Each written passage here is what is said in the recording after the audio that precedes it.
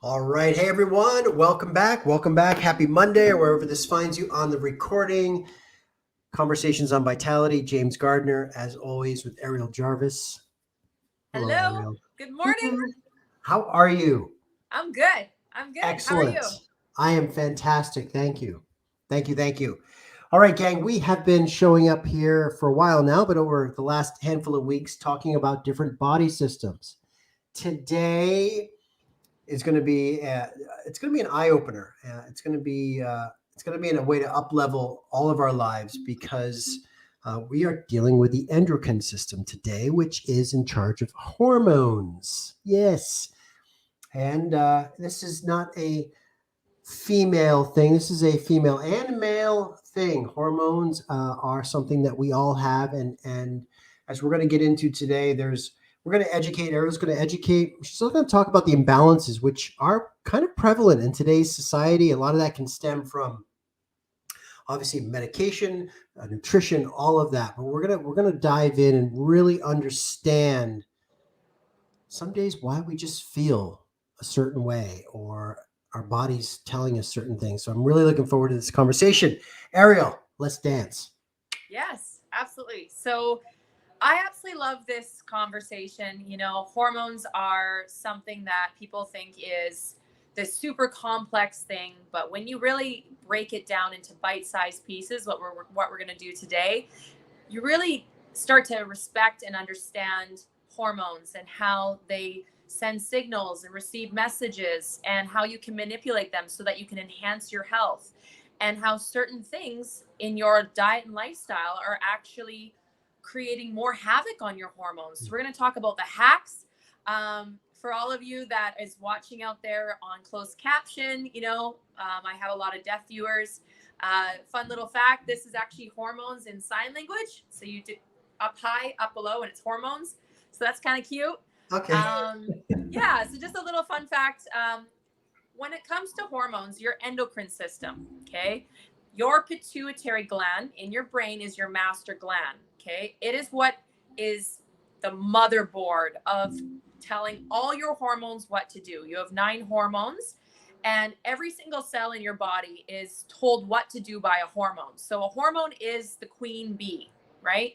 And there's 9 queen bees. So that's how I want you to think of this. And every queen bee can be enhanced or can be Mm. disturbed or disrupted, right? So breaking this down into, for example, an endocrine disruptor. These are toxins, smoking, drinking, processed food, processed deep fried oils, sugars, medications, things in your water, things in your cleaning products, things in your skincare, there's so many things that your body can be affected by in terms of your hormones. So if you're ever wondering if your hormones are imbalanced, go through your toxin list because toxins come in all different varieties and forms, colors and styles, and you name it.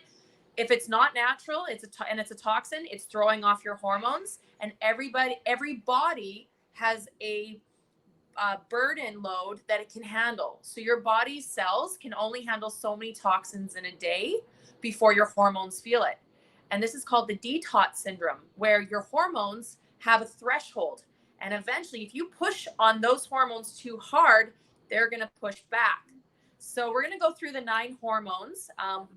Your endocrine system is broken down into your pituitary, all of your glands. So your hypothalamus gland, your thymus gland, your reproductive system, your thyroid, your adrenal system. All of these different glandular systems make up the hormonal system. So we're going to kind of break down the ones that you might know and the ones you might not know. Okay. So first of all, you have and I'll break down as to how to tell if they're imbalanced or if they're Sure. thriving. Okay. So Okay. first of all, we know estrogen, right? All your hormones are made up of essential fatty acids, amino acids, right? And hydrogen. And so we want to take into consideration, are you getting your daily essential fatty acids, your DHEA and your omega 3s? And are you getting your daily amino acids? There's 20 amino acids you need every single day to help balance your hormones, right? If you don't have the ingredients, you can't bake the cake. right? So think of it like that. You need the ingredients, okay, to have that foundation. And you want to have a strong foundation because they are being bombarded by toxins daily. Your progesterone, okay, is for women is quite high after your menstrual cycle, and then it kind of drops off, okay? We can tell when women have high progesterone because they're going to be a little bit more agitated, a little bit puffy, some weight gain, okay? Depression, anxiety, fatigue. So see, these are some things to look for where all of a sudden it's like right after your period, you're like, whoa, I'm going through this weird emotional crash, right? Remember, there's 5 forms of PMS. So you can balance out your progesterone through seed cycling and through different types of herbs, which we'll talk about at the end. And diet. Diet is so important. Women, when we're on our menstrual cycles, we tend to want to just eat whatever we're craving. But really try to be in tune with your supplements coming up to your menstrual cycle, because then you won't have all of these radical cravings that are actually going to throw off your hormones more, creating a more intense PMS experience, right? So we want to simplify. We don't want to have that blasting effect. The second thing is estrogen. We all know about estrogen. Estrogen, they're all these hormones are made up of the same building blocks. They're just different sizes and different lengths. And so estrogen is higher before menstruation. Yes, men have estrogen and progesterone, but men have lower levels and women have higher levels, and women's are easily manipulated by food. Men are not as manipulated by food. Okay. So taking into consideration dairy. Dairy is really hard on your estrogen and progesterone, ladies. It makes things worse. Okay. Gluten, think of it as like glue. Okay. So that really affects your hormones, processed sugar, processed fats, all the deep fried foods, and then the toxins, right? So this will have a higher impact on women, but it does impact men as well in terms of your hormones. And then we have the growth hormone. Okay. So this is number 3. Growth hormone actually fluctuates throughout the day. Okay. So your growth hormone will move throughout the day. This one is in control of, with younger children, their height. So to get your height. And no, it does not get stunted by coffee. This is a myth. Coffee does not stunt your growth. Okay. Just so you know. So with your growth hormone, you can manipulate it through exercise, right? So that's how you can promote more growth, also known as human growth, right? Right. And that is more dominant at night. Isn't that when it's released when we're during our sleep cycle? It fluctuates throughout the day naturally, but you can manipulate it, or you can actually trigger it. And then when you go into your delta wave at bedtime, that's when the human growth will be really stimulated because you stimulated it earlier in the gym. I gotcha. Okay. Okay. Okay.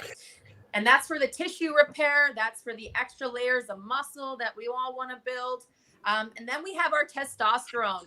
Women have testosterone, but men have higher levels of testosterone. And exercise can stimulate this so that it's higher. It does fluctuate as well for men as well. And just so you know, there is also a form of PMS for men, and men get this once a month. And it's actually a type of man cycle, okay, where their testosterone levels actually drop a little bit and their estrogen levels actually increase a little bit. They can get a little bit more agitated, a little bit more fatigued, or even a little more emotional. So we want to be mindful about our dairy in terms of this because it can make men a little bit more sensitive. I see another conversation in our future talking about the man cycle. I do. It's a thing. Yes. I know. I believe it's a thing. But anyway. It's a thing. Yes.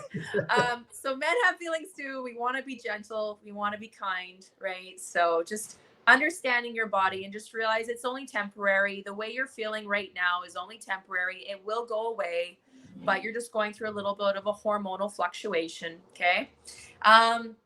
And yes, there are ways where you can manipulate your testosterone exogenously, meaning taking an outside source and either injecting it or using a herbal form or a pill form. So we can talk about that at the end. We also have ghrelin hormone. Ghrelin.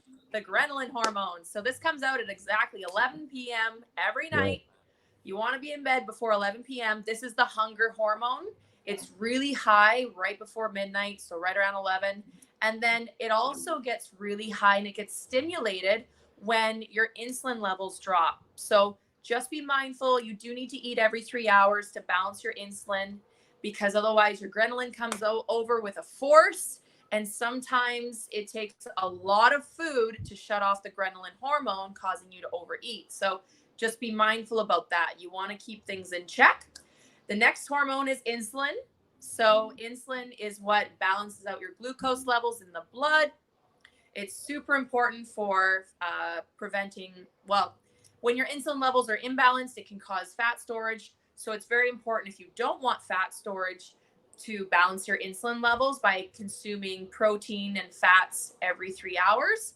So just taking that into consideration, it helps with liver function, glucose into the bloodstream to give glucose to the brain, right? So your brain thrives on glucose and ketones. So very, very important. Muscle development and bone development. So you want to regulate your insulin. It helps with your circulation. Otherwise, people that abuse their insulin levels can develop into type 1, type 2 diabetes, also known as, insulin imbalances or deficiencies, dysfunction, and can end up getting issues with blood circulation, amputation, your eyes, things like Blindness, that. Yeah. So just be really mindful about that. So, prevention is key. The next one is cortisol. So cortisol, we talk a lot about here. This is the stress response. This is the fight or flight. We're only supposed to have high cortisol 1 hour a day naturally, right? It's the highest when you first wake up. So you want to just take into consideration that when you first wake out of bed, your cortisol is actually what physically gets you out of your REM, up and at 'em, gets you out the door, right? So you want to have that high cortisol. And if you abuse your adrenal system, sometimes your cortisol can be so dysfunctioned that now it crashes when you wake up and spikes when you want to go to bed. And this is the worst. This is what can cause insomnia. And then a lot of mental, emotional stuff after, because if you're not sleeping, well, you're not with it, right? You're gonna feel all kinds of floods of emotions. So I do have patients where they come in and their cortisol spikes right before bed, and it crashes right when they want to wake up. So we do have to make some manipulation changes there so that we can get you the best quality of life. So cortisol can be stimulated through too much caffeine, stimulants, trauma, too much EMF. So if you have a Fitbit watch, or you're around electronics, or you're in front of a computer all day, get an EMF blocker. It's a little sticker on Amazon. Stick that on your watch, stick that on your phone, stick that on any electronic device, because that is going to block the amount of radiation that is penetrating into your central nervous system, affecting your fight or flight response and affecting your cortisol levels. Why is this so important? Because you can get burnout. When your cortisol is revving really, really high for too long, think of like RPMs. You're revving too long, okay? Eventually, it could take weeks, it could take months, it could take years, but eventually you will burn out. So we see this sometimes in men where they overwork themselves. They're working 70, 80 hours a week. They're not putting time into sleep. They're maybe getting 4 hours of sleep, and they're just crunching in those 18, 19-hour days. You will burn out, so be very careful. Burnout looks like autoimmune conditions. So fibromyalgia, lupus, ulcerative colitis, you name it, it can come, and it comes with a vengeance. It can look like cancer. It can look like weight gain. It can look like a heart attack or stroke. It can look like chronic fatigue syndrome. So I see this all the time. People don't listen to their cortisol and they let it just rev all day. Because remember, it gives you energy, right? It allows you to run on adrenaline, right? We like that. But eventually you do need to let it rest and digest and kind of fluctuate into the parasympathetic state so that you don't burn out. One key factor you can start to notice if you're starting to get there before you get too far is lower back pain. Your adrenal system is in the lower back pain. They're little glands that sit on top of the kidneys. And so when they are being overstimulated all day long, they actually get drained and they get sore, like a sore muscle, and you'll actually have lower back pain. And will that be dispersed on both sides, or can it manifest in one side? It can manifest on one side and it can come and go. Okay. Okay. So deep breathing, right? Because deep breathing will actually balance out your pH, right? Bringing your acidity back down, like back up to an alkaline state, grounding yourself, going on a PEMF mat, right? To create that separation in your cells, drinking a bunch of ionized water to separate and dilute the cortisol in the blood, because cortisol rushes through the blood, right? So just taking that into consideration. There's a lot of things. We could talk about cortisol all day long. Right. All right. Well, we're up to 7. So I think we have 2 left. No, yeah, 2 left. 8 and 9. So we talked about progesterone, estrogen, Yep. testosterone. We talked about the growth hormone, the ghrelin, the leptin, the insulin, and the cortisol. Not leptin. So not leptin yet. Leptin hormone is our fat controller. So it's our fat controller. Leptin hormone actually gets stimulated the most when women are pregnant and breastfeeding, or if you start to tap into obesity. So when you start to get to your body fat percentage gets too high, then your leptin hormone has a bit of a memory, and unfortunately you start to go into a fat storage mode. So everything you eat turns into a fat storage mode. We want to avoid that, because that you can really progress an extra 100 to 200 pounds in 1 year like that. So be very careful about that, right? So if you're starting to notice the scale going up more than 20 pounds in a year, just be mindful of that. Unless it's muscle, then that's okay. Okay. Or you're pregnant, then that's okay. But if you're not eating for 2, then, just be a little mindful. 10 to 15 pounds is normal, but anything over that, you can be playing around in a pretty sticky situation there. So we want to talk about leptin. It has a lot to do with the gallbladder. For those of you who've had your gallbladder removed for various reasons, stones, whatever that might be, what kind of inflammation that is, remember, your gallbladder is a tiny little organ, half the size of your fist, located underneath the liver on the right-hand side. Its job is to help with bile for digestion and elimination, but also to emulsify fat for balancing out your hormones. So if you have it removed, you don't break down fat properly. So now you're in a fat storage mode, and you're gonna gain fat a lot easier. Okay. Okay. So you want to be on more of a low-fat diet if you have no gallbladder. And you want to take into consideration ox bile pills, lecithin pills, and enzyme pills. And if you're not sure, just give us a call. Okay. Enzyme pills, you mean like papaya enzyme, or are they specific? What do you mean by enzyme? More like digestive. There's 4 different types of enzymes. So we would have to do an analysis to see if you have an underactive stomach, overactive stomach. So that would be based on, how your digestive system works. Yeah. Good.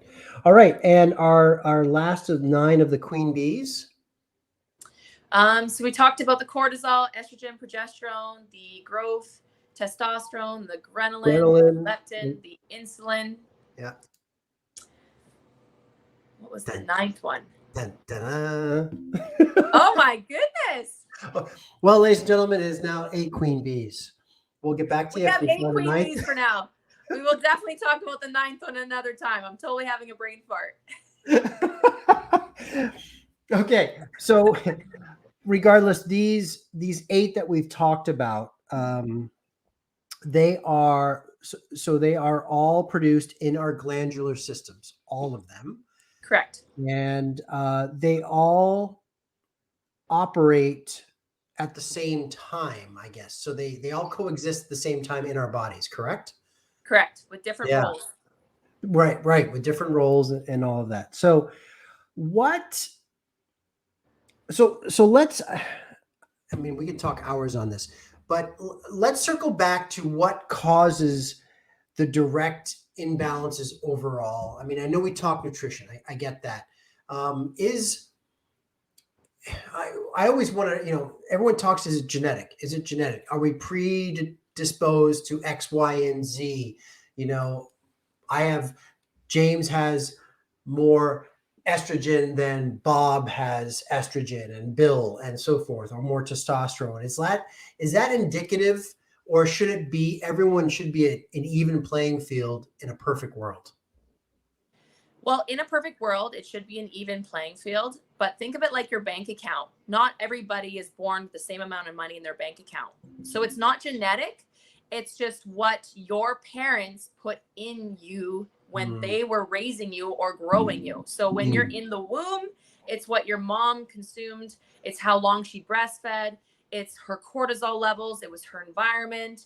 It was, was she at home, cooking and singing in the kitchen, or was she working 3 jobs, breastfeeding in between shifts? Totally different, right? Or was she, like, where was she in different parts of the world? So there's a lot there, right? There's a lot to do with our soil. There's a lot to do with the elements. Was she supplementing? Right. Or was she just in survival mode? Like, we really have to take all this into consideration. So sometimes we don't get all the cards handed to us in terms of our hormones, but that's not genetic. That's just a deficiency. And so it's now it's our job to understand nutrition and understand lifestyle so that we can put back what wasn't there to begin with. Right. Just because of coincidence. Right. Okay. And the good news is that these all can be regulated. These all can be brought back to optimal performance or levels in our systems. Now I know, I know, because I have the majority of my client base are women, and many of them are in that 40 to 55 range, and so I hear that a lot of them, that they're very open to me as their coach, that they are struggling with hormones and understanding that. So I know you deal with a big cross section of female clientele as yourself. So let's talk some specific symptoms and a solution. Let's maybe go like there, like hot flashes. Boom. Whatever. Sure. I mean, yeah, you know what I mean? Like, let's just okay. take. So first of all, with menstrual cycle, we already know, we've already talked about that, and we're going to do reproductive system next week. So let's talk about menopause, right? Okay. So in terms of the demographic you have, hot flashes, we have a product called Women's Formula. You take 1 a day if your hot flashes are not too bad, or you take 2 a day if they are really bad. You throw a little bit of Thai Fu lotion in there, cools the body down, and it works immediately as soon as it's applied. So I like to put the Thai Fu lotion right on the thymus gland, right? Because the glandular system, the back of the adrenals, right? The cortisol, and sometimes even on the tummy to help with digestion. This goes through the skin, takes 25 seconds to enter the bloodstream, and you feel it right away. That's for hot flashes. For people that have had thyroid issues, or they have a thyroid removed, or an inflamed thyroid, or they're on Synthroid or desiccated thyroid medication, my favorites is our THY tincture, kelp, iodine, and wild yam and chase tree. Some of these are tinctures and some of these are in capsules. And depending on severe your situation, you might need all of them or you might need one of them. I've had a lady where her thyroid, she was on desiccated thyroid medication, Synthroid, 20 years. She's completely off of it. And she's only using wild yam and chase tree, 2 capsules 3 times a day. She said she's never felt better. Amazing. So it just depends on the person, right? Try to be careful with your generic progesterone creams, estrogen pills, like just things like that. It's not always the solution. It can work, but it's not always the solution. And sometimes it can make the problem worse. I know a lot of women that have blown up where they throw in a progesterone cream and now they're 40, 50 pounds overweight. So that would be very detrimental to someone's mental state, right? So don't mess around with something if it's not working. Seek more advice. Okay. Let's talk testosterone for men. So for testosterone for men, Korean ginseng is amazing. You would take 3 capsules 3 times a day. Make sure that you're doing really heavy resistance training, right? You really want to feel that burn because that's when it gets stimulated. And you can take anabolics, right? So a lot of people are afraid around anabolics and steroids. There's one that's a little bit more natural with very little side effects that a lot of naturopaths are using right now, and it's called SARMs. And basically, it allows you to make those muscle repairs, but without any of the damage. A lot of people are afraid of steroids because it causes muscle growth really, really fast. Your heart's a muscle, Right. so we can have issues there. Your Right. stomach's a muscle, so we can have issues there. So it doesn't just grow the biceps, it grows all the muscles. So it can Right. grow the internal muscles, which can create long-term damage and even death. So Right. staying away from some of those would be the best. But if you are going to use those, then you want to cycle them. Okay. There's also a product. I think it is a natural product called Tribulus. I think it's an herb that a lot of people use naturally as like a natural testosterone Cool. enhancer. Yeah. Cool. You know what? That brings me to a question overall for hormones, because obviously being a guy and being in the athlete world, I mean, testosterone is a huge thing, and so when you do cycle, whether it is anabolic or you do even cycle natural testosterone enhancement, there's also a weaning off period where there can be a negative effect, like more testosterone can also increase estrogen and things like that. So there's usually a protocol to prevent any. Yes. Right. So is that also something that happens with some of these other hormones as well? That can happen, especially with your pregnenolone hormone, progesterone hormone, and your estrogen hormone. Okay. So that can definitely happen if you're not doing it properly. If women are using anabolics, testosterone boosters, for like fitness competitions and stuff, then you need to be very careful, because that will also throw off your estrogen and progesterone after your show. And that's why a lot of women will blow up. So you just want to take that into consideration. Right. And also for men's testosterone, you might want to think about throwing in some cordyceps and maca. Maca is really good for, men's enhancement as well. Right. Excellent. And with overall, I know we're getting at time here, Ariel, but overall, with this kind of hormonal therapy, we'll call it, with natural holistic ways to regulate one's hormones, is it as simple as doing it for an X period of time to establish a new normalcy of level, or is it something that has to be, again, adjusted long term to prevent it going backwards? What do you mean? So in other words, I'm going to deal with my leptin hormone, leptin or whatever. So I can take this, and this, and I can do that for a month, and my leptin is completely regulated, and now my body's at a new normal, and I don't really have to worry about it ever going out of whack again. Or is it something that the body, again, we always have to take things, sometimes we have to take things for longer periods of time, or continually cycle them to prevent falling backwards? You will need to take them in cycles, because we are emotional beings, and our cortisol burns through your hormones and will create so much imbalance. So because we're not just living in this perfect little bubble where our hormones are never under attack. Our hormones are under attack by toxins all the time. So if you are not keeping an eye on your leptin or any of your other hormones, you can stabilize it. And then 5 years down the road, maybe you had, maybe you went on a bender. Maybe you had some trauma in your life. Maybe you had a baby. Maybe you had, there's a bunch of different variables that can happen. So then you're going to have to reestablish balance, right? So you're constantly going through this state of having to reestablish balance. And so it's very important to always just do a check-in. Just check in.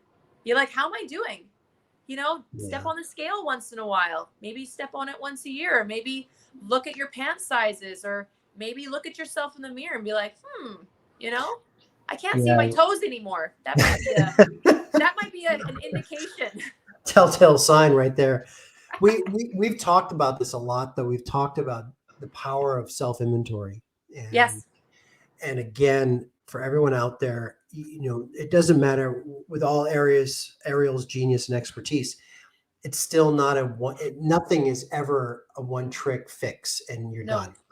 Nothing, right? And the world and our lives are too complex, like you just said. So building in a habitual kind of self inventory has to be a non-negotiable for anybody's health journey, wellness journey, whatever it is. Yes. And Taking care of yourself needs to be non-negotiable, yeah, non-negotiable, because you're never going to reach perfection. And I think people need to understand that. So don't expect an unrealistic expectation, but mm. you still need to bring your best, right? Oh, And yeah. a lot of people, they're like, oh, well, I'm never going to look like that. So they don't even try. It's like, Mm. well, you have to try, because you're in this body till the day you die. And if you don't take care of it, it won't take care of you. There it is. Right? So don't have these unrealistic expectations, but understand how your body works and do self check-in on a Mm. regular basis, because sometimes your body needs that. Sometimes your Yeah. body's just screaming for that, right? So be kind to your body.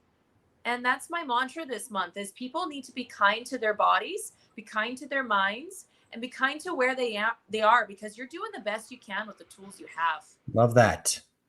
And let's all be kind to one another. Let's throw Yes. some love in there. Yes. Community love. All right. So Ariel, this was great. I know, gang, for anyone who's tuning in, we were a little bit longer than we usually are here. Obviously, the endocrine system is a very complex thing with our 8/9 hormones out there. Pregnenolone. I remembered. What is it? Pregnenolone. Oh, all right. I'll give you 30 seconds to give a quick I can't even say it. Pregnenolone. So it's a hormone, and it's part of menstrual cycle. It's part of your libido cycle, and it's higher when you're pregnant. It's higher when you're pregnant. Okay. Yeah. There it is. Now we get our 9 queen bees. There we go.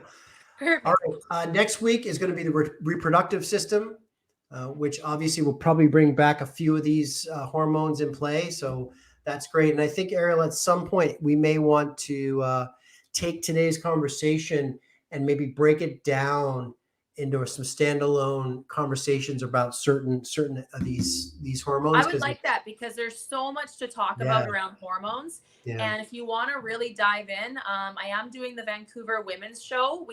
Vitality is sponsoring it September 24th.